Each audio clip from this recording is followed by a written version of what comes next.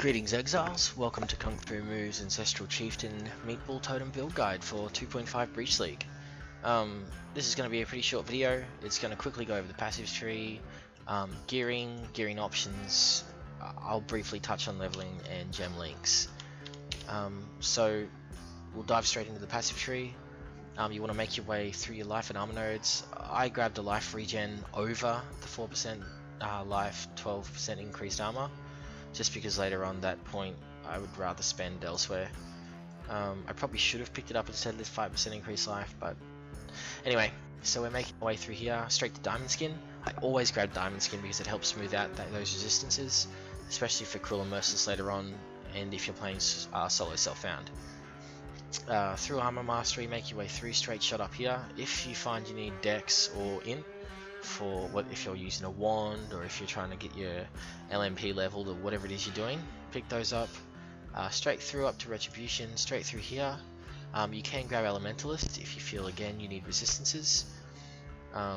Ignore Amplify for now, it's not a big deal. Straight through Blood Divinity, straight around here, ignoring Purity of Flesh, straight through the Ancestral Bond. Up to this point I level usually with Firestorm and a spell totem of some description, whether that's Firestorm Totem, Magma Orb Totem, or Flame Totem. It's entirely up to you. Once you're at this point, head back down here. You want to probably pick up your combat stamina nodes before you grab Blood Magic. I always try to rush this and then rush to Blood Magic straight after Ancestral Bond, so I don't have to use mana potions. Once we've gotten our Blood Magic node, up to Whispers of Doom for our dual curse. And then after that, it's basically smoothing out stats so you can use gear and working out whether or not you need life.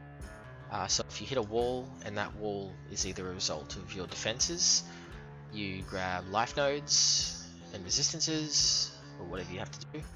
And then if that wall is damage based, you just pick up your passive totem nodes or Celestial Judgment. Pretty straightforward. Grabbing this dual socket early on is a good idea if you can get a hold of a clear mind. It is a pretty big spell increase for 1 point, and it is 1 point because we're going to be coming through to pick up this Constitution ring here. My build guide on the forums does go into more detail, so we're going to move on to gearing. So Scepter main hand for shield charge.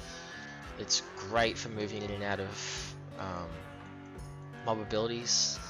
Akadziri's Flame Blast, fantastic. I find it's more reliable than Flame Dash, but again, that comes down to what you've got a hold of. So on your main hand, you want LE damage, fire damage, spell damage, and added fire damage to spells. I take attack speed because I'm running shield charge.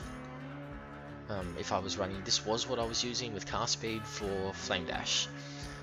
They're virtually identical. I think this is probably 10% increased damage higher. And the cast speed really affects the tooltip, but tooltip is not everything. Tukos in my offhand. You want to run any one of your three, so your helm, your gloves, or your boots. One of them will be 4 red for your cast damage taken, one of them will be 4 blue for your dual curse, and the other one's going to be a mishmash for your Vile Lightning Trap. I've got my helm as 4 red, pretty straightforward. Stone Golem, Immortal Call, cast damage taken, and increased duration for the Immortal Call. Tukos is running my Enduring Cry with in KOE and increased duration. I've got my shield charge with fast attack support in my main hand. My boots, I managed to get Armor ES, so that's my 4 blue cast from damage taken setup for Curse on hit, Flammability, Elemental Weakness, and Ball Lightning, currently giving me minus 92% to elemental resistances, with the extra 10% from my Zoph's Blood, which I farmed. Zoph is an absolute joke with this build, it's crazy. All the breach swords are. Rings and your stats on your helm, boots, and gloves is literally just filling out stats, more life regen, and filling out resistances. Very straightforward. Same with the belt. I didn't need anything else in my belt, so I grabbed Chaos Resistance. Chaos Resistance is, I feel, invaluable for a life-based build. We always want to take an Instant Hallowed Flask because the Instant Hallowed Flask gets 3 uses when it's full, and it recharges those charges. It recharges the charges much faster than a Divine or an Eternal. Granite Flask, because that's literally 1500 armor to our totems based on our Ascendancy. Just here, totems have 50% of your armor. So that's getting that first. So normal will be this node here. Cruel will be Tukahama. Merciless, Flames Advance, and then Uberlab will be Hinakura. You'll find that trying to push past tier 11s and 12s without Hinakura, you will feel quite squishy. The leech makes a massive difference. Sorry, we're rocking 102% negative resistance because of Hinakura. So, and that's like a 10% more multiplier. So this node is huge. So yeah. Granite Flask, because that's 1500 armor to our totems as well as us. Remis is quite cheap. The extra block and spell block is amazing. Straightforward Quicksilver with extra charges and movement speed. A Basalt Flask, again with the increased armor, because that means more armor for our totems. And Atziri's Promise, because the elemental damage is extra chaos damage, is just it's good. I mean, it's not. Again, this is a feel thing. Do you need damage? Take Atziri's Promise. Do you need life? Take a flask of sapping. So hopefully we can use sapping. It doesn't affect us. We have no mana. It's just like free HP. And what I've got in my inventory here are some gearing options. +1 Tabula if you can't afford the Skin of the Royal. The Skin of the Royal should be cheaper than the Tabula because we are running a complete non-meta socket coloring here with Spell Totem, Fire Pen, level 3 in power because I have the +1. So a level 4 is not required, though it would be nice.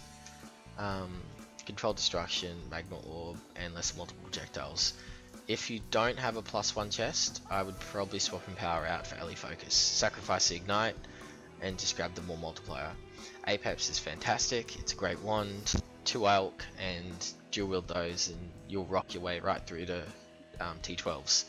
Your totems will melt everything. This is an upgrade, this is an absolute upgrade on Apex. This is what I was using before Zoffs. Again, life regen, Ellie resistances and stats. So with shields, you can take a spell shield. I recommend Wrathpith. You get lightning res, which I always seem to struggle with. Increased life, spell damage, and block chance. It's great, and the energy shield is effective HP, really. You could take something like this, you would lose a lot of DPS, but again, are you dying a lot? That's probably worth using. I think that's about it, guys. If I've forgotten anything, let me know in the comments below. Like and subscribe, there will be more to come. So yeah, drop me a message in game if there was something I forgot, or if there's something you'd like me to talk about in the future. I play a lot of totems. I don't generally branch out and play a lot of other builds. I love that totems are reflect immune. I love that these builds don't worry about blood magic, they don't have to worry about... literally, I have run some pretty messed up mismatch of mods with this build and come out unscathed. Anyways, without further ado, guys, stay safe out there, and I will talk to you soon.